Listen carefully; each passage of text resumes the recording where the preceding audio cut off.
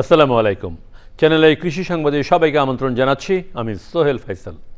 এখনকার এই সংবাদ আয়োজনে একই সঙ্গে চ্যানেলের ইউটিউব চ্যানেলে এবং চ্যানেলের ওটিটি প্ল্যাটফর্ম আইস্ক্রিনে লাইভ স্ট্রিম হচ্ছে। শীত এলেই বাংলার গ্রামীণ জীবনে ফিরে আসে খেজুর রসের ঐতিহ্য। পিঠাপুলির সঙ্গে পাল্লা দিয়ে মানুষের মন খোঁজে কাঁচা খেজুরের রসের স্বাদ। কিন্তু শহর প্রতিনিয়ত গ্রাস করে নিচ্ছে গ্রামকে। অনেক গ্রাম থেকেই খেজুর রসের ঐতিহ্য হারাতে বসেছে। সেখানে নারায়ণগঞ্জের বন্দরে 7 তরুণ নিয়েছেন ভিন্ন উদ্যোগ। শহরবাসীর কাছে ফিরিয়ে দিতে চাচ্ছেন শীতের খেজুর রসের স্বাদ। বিস্তারিত জানাচ্ছেন শাইখ সিরাজ। নারায়ণগঞ্জ জেলার বন্দরে নদী পাড়ের জায়গাটিতে শীতের ভোরেও ভিড় জমাচ্ছে দূর দূরান্ত থেকে আসা দর্শনার্থীরা। কেউ রস পান করছেন, কেউ ছবি তুলছেন, কেউ উপভোগ করছেন বাংলার চিরায়িত ঐতিহ্য। এই উদ্যোগের পেছনে রয়েছে 7 জন তরুণ। তারা জানেন ঐতিহ্যের সঙ্গে নিরাপত্তার প্রশ্নটিও সমান গুরুত্বপূর্ণ।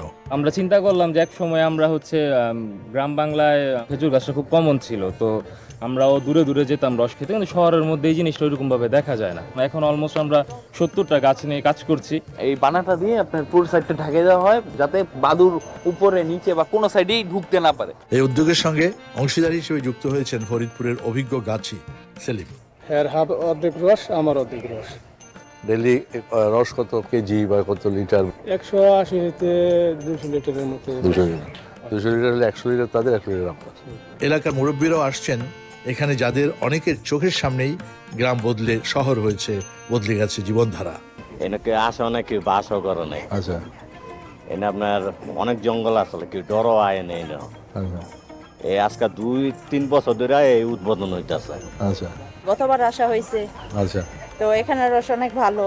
আমাদের প্রথম থেকে আসা হচ্ছে। গাছগুলো যাওয়ার সময় অনেক পছন্দ করি। জলবায়ু পরিবর্তন আর নগরায়নের চাপে শহরের মানুষ এমন উদ্যোগগুলোর কাছাকাছি এসে খোঁজে স্বস্তির নিঃশ্বাস। অনেকক্ষণ হাতে ভালো হয়েছে, আপনার মানে অরিজিনাল জিনিসটা পাই। আর এমন একটা গুছানো পরিবেশ আমি কোথাও দেখি নাই। 8 দিন ধরে এই পাগল বানাইছে রস খাবে এখন গাছের থেকে ফ্রেশ রস। এর আগে খেয়েছো? না, ফার্স্ট টাইম জীবনে প্রথম। একসাথে শেকড়ের কাছেই মানুষ ফিরতে চায়। নগরায়নের জন্য হারানো ঐতিহ্যগুলো এরা যেমন সংরক্ষণ করছে, এটি নিঃসন্দেহে ইতিবাচক একটি কাজ। বাংলাদেশের বিভিন্ন এলাকাতে এরকম ছোট ছোট ঐতিহ্যগুলোকে যদি আমরা স্থানীয় পর্যায় থেকে এভাবে সংরক্ষণ করতে পারি, এটি হবে ইতিবাচক একটি বিষয়। নারায়ণগঞ্জের বন্দর থেকে শাইখ সিরাজ, চ্যানেল আই। এ নিয়ে বিস্তারিত প্রতিবেদন দেখুন আজ রাত 9টার সংবাদের পর হৃদয়ে মাটিও মানুষ অনুষ্ঠানে। নওগাঁ জেলায় চলতি আমন মৌসুমে ধানের ফলন বিপর্যয় এবং দাম কম হওয়ার কারণে উৎপাদন খরচ ঘরে তোলা অসম্ভব হয়ে পড়েছে চাষিদের। লাভ তো দূরের কথা, এবছর বিঘা প্রতি 2 থেকে 3 হাজার টাকা লোকসান হবে বলে জানিয়েছেন জেলার কৃষক।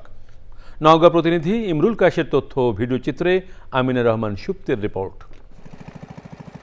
নওগাঁ জেলায় চলতি আমন মৌসুমে 1,96,000 হেক্টর জমিতে আমন চাষ করেছেন কৃষক, যা থেকে 6,66,126 মেট্রিক টন চাল উৎপাদনের প্রত্যাশা নিয়ে ধান কাটা শুরু করেছিলেন কৃষক। ধানের বাজার এখন বর্তমান চলছে 1,1100 টাকা। এতে আমাদের কৃষকের অনেক ক্ষতি। বাতাসে পড়ে গেছে, ঝড় বৃষ্টির কারণে ধানের বাজারও অনেক কম, সব দিকেই আমাদের ক্ষতিগ্রস্ত হয়েছে অনেক। জমিতে চাষ দেয়া সেচ, নিড়ানি, কীটনাশক সার, কাটা মারাই ইত্যাদি বাবদ প্রতি বিঘা জমিতে কৃষকদের খরচ হয়েছে 16 থেকে 17 হাজার টাকা। এই পরিস্থিতিতে ধানের বাজার মূল্য খুবই কম বলছেন চাষিরা। এই দুর্যোগে ধানটা অসময় পড়ে যায়, ধানের ফলন গেছে কমে। এখন খুব জোর 12 থেকে 14 মন ধান। কত হবে ভাই? বিঘাতে 10-12 মন, এর বেশি আসবে না। বিঘাতে প্রায় কমতে হলো 5-7 হাজার টাকা লস হবে। ফলন বিপর্যয় ঘটলেও গড়ে প্রতি বিঘা জমিতে 16 থেকে 17 মন ধান উৎপাদিত হবে বলছেন কৃষি বিভাগ। কয়েকদিন আগে বৃষ্টিতে বেশ কিছু ধানের ক্ষয়ক্ষতি হয়েছে, এই জন্য প্রাথমিকভাবে আমাদের ধানের ফলন একটু কম হচ্ছে। মাঝামাঝি পর্যায়ে ফলন একটু বাড়বে, আবার শেষের দিকে এসে আবার ফলন করবে। তো গড় ফলন হয়তো একটু কম, আমাদের গত বছর সাথে কম হবে। তো আশা করছি আমরা যে কৃষকরা যতটুকুই ক্ষতিগ্রস্ত হোক, আমরা প্রণোদনা বা অন্যান্য সাহায্য দেওয়ার কৃষক পোষণের চেষ্টা করব।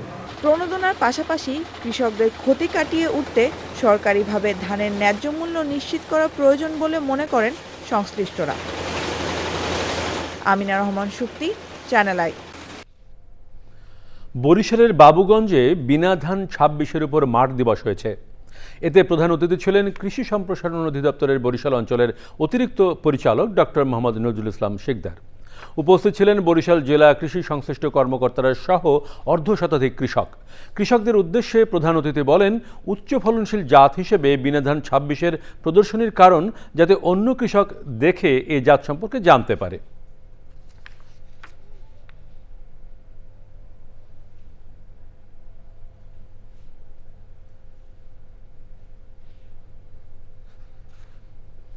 চ্যানেল আই কৃষি সংবাদের আজকের আয়োজন এ পর্যন্তই। পরবর্তী সংবাদ আয়োজনে সবাইকে আমন্ত্রণ জানিয়ে শেষ করছি।